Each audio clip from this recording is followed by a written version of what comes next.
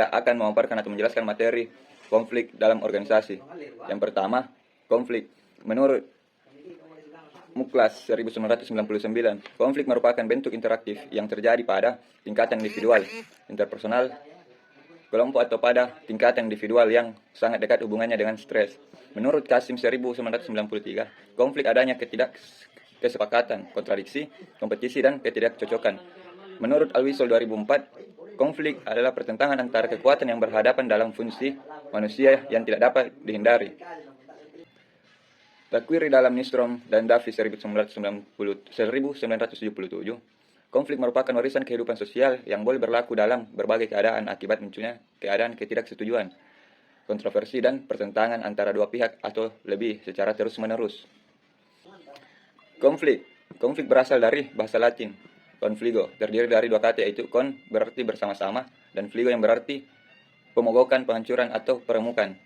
Menurut Indra Wijaya 1989 membagi tiga bentuk konflik. Yang pertama, konflik individu. Konflik yang terjadi dalam dirinya sendiri karena harus memilih tujuan yang saling bertentangan. Ada juga konflik antar pribadi, yakni konflik yang terjadi di antara individu dalam kelompok. Adanya pendapat, tindakan yang berbeda dan ingin mencapai tujuan yang sama. Yang kedua, konflik kelompok. Konflik ini terjadi karena ketidaksesuaian antara kelompok. Konflik ini bisa ditimbulkan karena konflik individu dan melibatkan konflik substantif. Adalah konflik yang terjadi karena latar belakang dan keadilan yang berbeda, sehingga menghasilkan kesimpulan yang berbeda atas data yang sama. Konflik afektif terjadi karena ada tanggapan emosional pada suatu situasi tertentu. Yang terakhir, konflik organisasi. Konflik yang terjadi pada internal organisasi atau antara subdivisi, dan konflik antar organisasi yang kemungkinan juga terjadi karena disebabkan oleh konflik individu atau kelompok dan sudah melibatkan organisasi. Saya akan menjelaskan tipe-tipe konflik dan penyebab konflik. Tipe-tipe konflik terdiri dari 4 jenis. Yang pertama, konflik pribadi, dan yang kedua, konflik bukan pribadi, dan yang ketiga, inner konflik, dan yang keempat, intergroup konflik. Konflik pribadi biasanya terjadi karena sebuah perbedaan pandangan antara individu di mana mereka lebih melibatkan sebuah firasat dan perasaan sehingga terjadi sebuah konflik. Yang kedua, konflik bukan pribadi. Konflik bukan pribadi biasanya terjadi akibat ketidaknyamanan dalam sebuah organisasi. Dan yang ketiga, inner konflik. Inner konflik biasanya terjadi akibat kesulitan diri dalam mengambil sebuah keputusan. Dan yang keempat, intergroup konflik. Intergroup konflik biasanya terjadi akibat karena perbedaan tujuan departemen dalam sebuah organisasi. Misalnya departemen A dan B mempunyai tujuan yang berbeda sehingga dapat menimbulkan sebuah konflik. Penyebab konflik biasanya terjadi akibat perbedaan individu, dan yang kedua perbedaan kepentingan, dan yang ketiga perbedaan kebudayaan atau perubahan nilai-nilai yang cepat.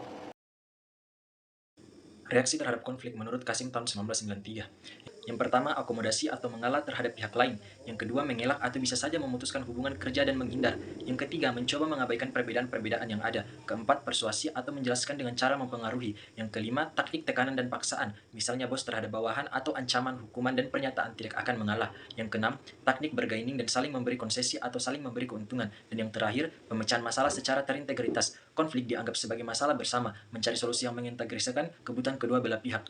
Selanjutnya, akibat terhadap konflik. Akibat positif menurut Suprihanto.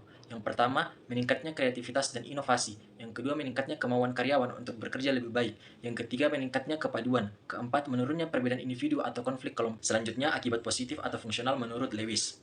Konflik dengan organisasi lain. Yang pertama, lebih mempersatukan para anggota. Yang kedua, mendatangkan kehidupan baru di dalam hal tujuan serta nilai organisasi. Yang ketiga, lebih menyadarkan anggota tentang strategi atau taktik lawan. Yang keempat, sebagai suatu lembaga pengawasan masyarakat. Akibat negatif atau disfungsional. Tentu saja semua akibat yang menghambat berjalannya organisasi karena terjadinya konflik akan mengorbankan kedua belah pihak, baik dari waktu dan prestasi kerja dalam mencapai tujuan organisasi. Faktor keberhasilan organisasi dalam mengelola konflik. Ada beberapa faktor yang menentukan keberhasilan organisasi dalam mengelola konflik. Pertama itu, organisasi harus menjadi organisasi yang adaptif. Artinya, apabila terjadi perubahan yang tidak menentu atau secara mendadak, dengan segera, organisasi tersebut mampu menyesuaikan diri dengan keadaan. Kedua, bisa menyadarkan kepada anggota organisasi bahwa perbedaan-perbedaan pendapat yang terjadi adalah hal yang lumrah atau biasa. Ketiga, manajer sebagai pemimpin dalam organisasi harus mampu mengetahui tingkatan-tingkatan konflik yang terjadi atau yang ada dalam organisasi, sehingga mereka mampu mengelola konflik tersebut menjadi suatu hal yang bisa membuat organisasi lebih kuat. Keempat, setiap anggota harus dimotivasi atau didorong untuk dapat menjadi individu yang kreatif. Kelima, pimpinan atau anggota organisasi secara bersama-sama harus mampu berpikir secara positif terhadap terjadinya konflik yang ada pada organisasinya, dengan cara mempersepsikan bahwa konflik yang terjadi adalah dinamika dalam suatu organisasi yang bertindak sebagai pendorong perubahan serta mampu mendongkrak kreativitas dan inovasi individu sebagai anggota organisasi. Baik, kita beralih ke materi selanjutnya, yaitu konsekuensi konflik antar kelompok yang disfungsional. Nah, teman-teman, konsekuensi ini dapat menyebabkan perubahan-perubahan, yaitu perubahan yang bisa terjadi di intrakelompok dan antar kelompok. Nah, perubahan yang terjadi di intrakelompok atau perubahan dalam kelompok itu umumnya menghasilkan konflik yang berlanjut dan berkembang. Perubahan antar kelompok antara lain meningkatkan kohesivitas kelompok. 2. Munculnya kepemimpinan autokratis. 3. Fokus pada aktivitas. Jadi, fokusnya ini lebih ke fokus tugas kelompok dan mengalahkan musuh. Keempat, menekankan kepada loyalitas. Nah, faktor kedua itu perubahan di antara kelompok. Jadi konsekuensi konflik yang terkait dengan perubahan di antar kelompok atau antar kelompok itu pertama ada distorsi persepsi. Kedua ada stereotip negatif. Ketiga adalah penurunan komunikasi. Jadi kalau distorsi persepsi itu bahwa setiap kelompok beranggapan bahwa diri mereka itu paling baik dalam kinerja. Kalau stereotip negatif itu lebih ke hal-hal yang bersifat negatif. Perubahan atau penurunan komunikasi. Komunikasi antar kelompok dalam konflik itu bisa terputus. Pada video sebelumnya telah dijelaskan mengenai pengertian dari konflik, apa penyebab konflik, dan apa akibat dari konflik dalam organisasi. Nah, sebuah konflik dalam organisasi tentu tidak terjadi dengan begitu saja, tetapi melalui sebuah proses terlebih dahulu. Nah, pada kesempatan ini saya akan menjelaskan mengenai proses terjadinya sebuah konflik. Menurut William Hendrick, proses terjadinya sebuah konflik itu ada 3 tahap. Yang pertama adalah tahap kehidupan sehari-hari atau kegiatan di dalam organisasi. Nah, dari kegiatan-kegiatan di dalam organisasi ini akan lanjut pada tahap kedua, yang mana adalah akan muncul sebuah tantangan yang harus dihadapi organisasi. Nah, ketika tantangan yang muncul dalam organisasi ini tidak mampu diselesaikan, atau ketika ingin menyelesaikan tantangan dalam organisasi ini akan menimbulkan pertentangan. Di sini adalah tahap ketiga, di mana pertentangan mulai muncul. Nah, pertentangan inilah yang kemudian pada akhirnya akan merujuk pada sebuah konflik dalam organisasi. Tadi saya telah menjelaskan mengenai proses-proses terjadinya sebuah konflik. Nah, ketika konflik terjadi tentu membutuhkan sebuah penyelesaian. Sekarang saya akan menjelaskan mengenai strategi manajemen konflik. Nah, strategi manajemen konflik ini adalah cara atau tindakan yang dilakukan untuk menyelesaikan satu konflik atau permasalahan yang terjadi. Ada 6 strategi manajemen konflik yang dapat dilakukan. Yang pertama adalah akomodasi. Strategi manajemen konflik ini melibatkan pihak ketiga, di mana pihak ketiga ini dituntut untuk mampu menjadi penengah di antara pihak yang berselisih atau bertentangan ini. Yang kedua adalah menghindar. Strategi manajemen konflik ini dilakukan dengan cara mengantisipasi terjadinya sebuah konflik. Nah, bagaimana cara mengantisipasi terjadinya sebuah konflik? Nah, disinilah dibutuhkan peran seorang pimpinan, di mana pimpinan ini dituntut mampu menganalisis dan mengidentifikasi hal-hal yang dapat menjurus pada konflik yang akan terjadi antar anggota. Kemudian pimpinan ini dituntut untuk mampu mengambil sebuah keputusan atau membuat sebuah kebijakan sebelum betul-betul terjadi konflik antar anggota ini.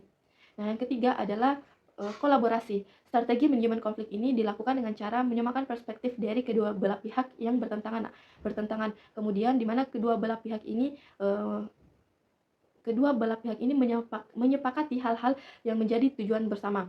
Yang keempat adalah kompromi. Strategi manajemen konflik ini dilakukan dengan cara kedua belah pihak mampu menurunkan sedikit ego dan kepentingannya masing-masing untuk menemukan titik temu yang dapat diterima oleh kedua belah pihak sehingga solusi yang diinginkan dapat tercapai. 5. Kompetisi. Strategi manajemen konflik ini membiarkan kedua belah pihak yang berselisih melakukan sebuah kompetisi atau persaingan di dalamnya untuk menghasilkan sebuah solusi. Namun, pada strategi manajemen konflik ini akan menghasilkan pihak yang kalah dan pihak yang menang, di mana pihak yang kalah ini mengalah atas apa yang menjadi statement atau pendapatnya. Yang keenam adalah konglomerasi atau menggabungkan beberapa strategi yang tadi, seperti menggabungkan strategi kompromi dan juga kolaborasi untuk menghasilkan win-win solution, di mana semua pihak merasa menang atau dihargai dan tidak ada pihak yang merasa dirugikan ataupun diabaikan pendapatnya. Itulah tadi presentasi dari kelompok kami mengenai konflik dalam organisasi. Semoga apa yang kami sampaikan dapat dimengerti dan dipahami. Sekian dari kami. Assalamualaikum warahmatullahi wabarakatuh.